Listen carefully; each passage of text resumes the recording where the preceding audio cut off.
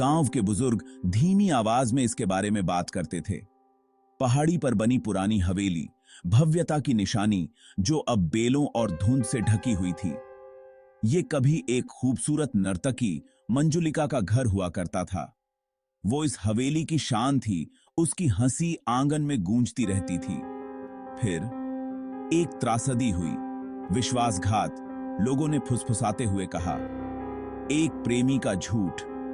मंजुलिका टूटे हुए दिल और शर्मिंदा होकर हवेली की दीवारों के भीतर अपनी जान दे दी। अब गांव वालों का दावा था कि उसकी आत्मा हमेशा के लिए उसके दुहक की जगह से बंध गई है। उनका कहना था कि रात में उसकी पायल की आवाज सुनाई देती है, सन्नाटे में एक दर्द भरी धुन गूंजती है।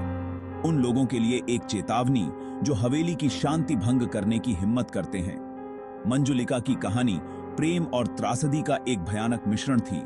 यह उत्सुक लोगों को चेतावनी देने और अपमानजनक लोगों को डराने के लिए फुसफुसाई गई कहानी थी। कुछ लोगों ने इसे अंधविश्वास कहकर खारिज कर दिया, बच्चों को ढहती संरचना से दूर रखने के लिए एक कहानी। हालांकि अन्य लोग सच्चाई जानते थे। वे जानते थे कि हवेली में एक अंधेरा है, एक उदासी है जो अगरबत्ती की सुगंध की तरह लंबे समय तक जलती रहती है। वे जानते थे कि कहानियां सच थीं क्योंकि उन्होंने पायल को गाते सुना था। भूत और नाचने वाली लड़कियां, सच में ये 2024 है, कोई डरावनी कहानी नहीं। उसके दोस्त एक चटकती हुई अलाव के चारों ओर जमा हुए थे। वे शहर के संशयवाद और युवा जिज्ञासा का मिश्रण थे। प्रिया ने गांव के बुजुर्ग की कहानी को ध्यान से सुना। उसकी आंखों में झिझक भरा विश्वास था। अरे चलो यार राहुल, थोड़ा सा डर किसी को नहीं मारता। राहुल ने आंखें मूंद लीं, लेकिन जिज्ञासा का बीज बो दिया गया था। मंजुलिका की कहानी ने उसकी रुचि को बढ़ा दिया था। एक असली प्रेतवाधित हवेली की खोज का विचार बहुत आकर्षक था और इसलिए दोस्तों का समूह पहाड़ी की ओर चल पड़ा। सूरज ढलने लगा था, लंबी परछाइयां पड़ रही थीं। जैसे ही वे हवेली के पास पहुंचे, हवा में एक ठंडक घुल गई। हंसी बंद हो गई, उसकी जगह एक अजीब सी खामोशी ने ले ली। राहुल ने भी अपनी री रहज की हड्डी में एक सिहरन महसूस की। उसने उसे दूर धकेल दिया। वे हवेली के पास पहुंच रहे थे और वे अकेले नहीं थे। कभी भव्य प्रवेश द्वार अब एक खाई थी, अंधेरा और भयावह। हर सतह पर धूल और मकड़ी के जाले लगे हुए थे और हवा में सड़ांध की गंध फैली हुई थी। जैसे ही उन्होंने दहलीज पार की, ऐसा लगा जैसे वे किसी और ही समय में कदम रख रहे हों। एक ऐसा समय जहां परछाइयां रहस्य फुसफुसाती थीं और हवा अनदेखी ऊर्जा से गूंजती थी। अंदर की खामोशी बहरी कर देने वाली थी। इसने उन पर दबाव डाला। केवल उनकी अपनी सांसों की आवाज और उनके दिलों की तेज धड़कन से टूटी। ये जगह बहुत डरावनी है, शायद हमें वापस चले जाना चाहिए। बेवकूफ मत बनो, ये तो बस एक पुराना घर है। इसके अलावा हमने अभी तक कोई भूत नहीं देखा है। उसके शब्द शून्यता में गूंज उठे, खोखले और असंबद्ध।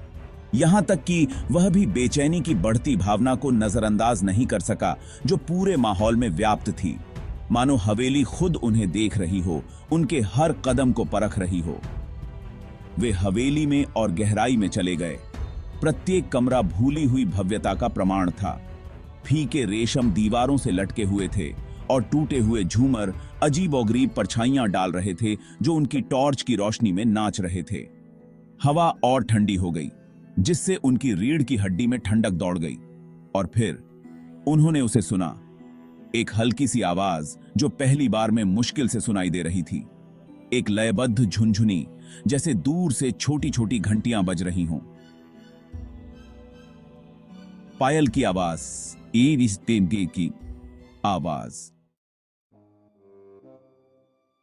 आवाज तेज होती गई, करीब आती गई।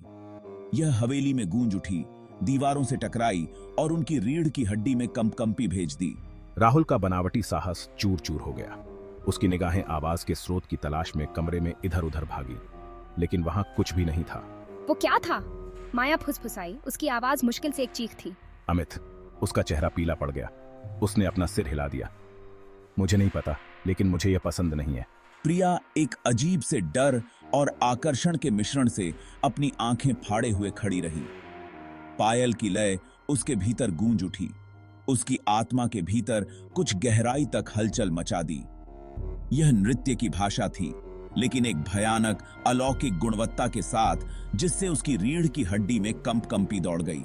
वे उस आवाज का पीछा करते रहे। उनके कदमों की गूंज ठंडे पत्थर के फर्श पर गूंज रही थी। ये उन्हें एक संकरे गलियारे में ले गया। हवा हर कदम के साथ ठंडी और भारी होती गई। पायल तेज और तेज होती गई, मानो अनदेखी नर्तकी गति के उन्माद में फंस गई हो। वे गलियारे के अंत में एक बड़े से कमरे में पहुंचे। टूटी खिड़की से चांदनी प्रवाहित हो रही थी, जो कोकी दीप्ति दिए। कमरे के केंद्र में धूल भरी जगह को रोशन कर रही थी, और फिर उन्होंने उसे देखा। चांदनी में झिलमिलाता हुआ एक पारभासी चित्र। वह एक अलौकिक कृपा के साथ आगे बढ़ी। उसके अंग एक भूतिया नृत्य में बह रहे थे। उसकी आंखें एक गहरे दुख से भरी हुई थीं, उस दर्द और विश्वासघात का प्रतिबिंब जिसके कारण उसकी असामयिक मृत्यु हुई थी। यह मंजुलिका थी, हवेली का भूत। मंजुलिका का नृत्य भावनाओं का बवंडर था। उसकी हरकतें तरल, सुंदर, फिर भी एक स्पष्ट दुहक से भरी हुई थीं। उसका भूतिया रूप फर्श पर तैरता हुआ प्रतीत हो रहा था। उसकी पायल एक भूतिया राग बना रही थी, जो कमरे में गूंज रही थी। दोस्त भयावह आकर्षण में देखते रहे। उनके शरीर मौके पर जड़ गए। राहुल का संशयवाद गायब हो गया। उसकी जगह एक आदिम भय ने ले ली, जिसने उसके गले को जकड़ लिया। अमित, जो आमतौर पर बहादुर होता था, जम गया। उसकी आंखें दहशत से फैली हुई थीं। माया अपने डर को रोक पाने में असमर्थ एक दबी हुई सिसकी छोड़ दी। हालांकि प्रिया ने एक अलग तरह का डर महसूस किया। यह वह लकवाग्रस्त आतंक नहीं था जिसने उसके दोस्तों को जकड़ लिया था। यह एक सम्मानजनक विस्मय था। मंजुलिका के हर कदम से निकलने वाले दुहक के लिए एक गहरी सहानुभूति थी। उसने भूत की आंखों में दर्द देखा, हर भाव में परिलक्षित पीड़ा देखी। यह नृत्य की भाषा थी, एक ऐसी भाषा जिसे प्रिया शब्दों से बेहतर समझती थी। उसने महसूस किया कि मंजुलिका कोई दुष्ट आत्मा नहीं थी। वह अपने ही दुख में फंसी हुई आत्मा थी, जो हमेशा के लिए अपने विश्वासघात की जगह से बंधी हुई थी, काम हचद्दा की थी। मंजुलिका का नृत्य एक चरम पर पहुंच गया। उसकी हरकतें और अधिक उन्मत्त होती गईं। उसका भूतिया रूप एक अलौकिक प्रकाश से झिलमिलाता रहा। उसके दुहक से हवा भारी, आवेशित हो गई। और फिर जैसे ही अचानक शुरू हुआ, नृत्य बंद हो गया। मंजुलिका जम गई। उसकी निगाहें प्रिया से मिलीं। उस पल एक संबंध बन गया। जीवित और मृत के बीच एक मौन समझ पारित हुई। प्रिया ने मंजुलिका की ओर एक अजीब सी खिंचाव महसूस की, दुखी आत्मा को दिलासा देने की चाहत। मानो मंजुलिका हाथ बढ़ा रही हो, एक ऐसी भाषा में सांत्वना चाह रही हो जिसे केवल एक और नर्तकी ही समझ सकती है। बिना किसी हिचकिचाहट के प्रिया आगे बढ़ी, चांदनी वाली जगह में। उसके दोस्त स्तब्ध खामोशी से देखते रहे जैसे वह हिलने लगी। उसके कदम पहले तो झिझक रहे थे, जो उस दुख को दर्शाते थे जिसने कमरे को भर दिया था। लेकिन जैसे ही मंजुलिका की पायल का संगीत उसके कानों में गूंजा, प्रिया की हरकतें और अधिक तरल, अधिक आश्वस्त होती गईं। उसने नृत्य में अपना दिल लगा दिया। मंजुलिका की दुर्दशा के लिए जो सहानुभूति महसूस की, उसे व्यक्त किया। उसकी हरकतें भूत के दर्द के लिए एक श्रद्धांजलि थीं, उस दुख की एक मौन स्वीकृति थी जिसने उसे हवेली से बांध दिया था। जैसे ही प्रिया ने नृत्य किया, मंजुलिका पर एक परिवर्तन आया। उसके चारों ओर जो उन्मत्त ऊर्जा थी, वह छंटने लगी। उसकी जगह शांति की भावना ने ले ली। उसकी आंखों का दुख कम हो गया। उसकी जगह कृतज्ञता की एक झलक ने ले ली।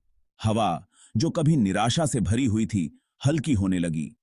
तापमान बढ़ गया, अप्राकृतिक ठंडक को दूर भगाता हुआ।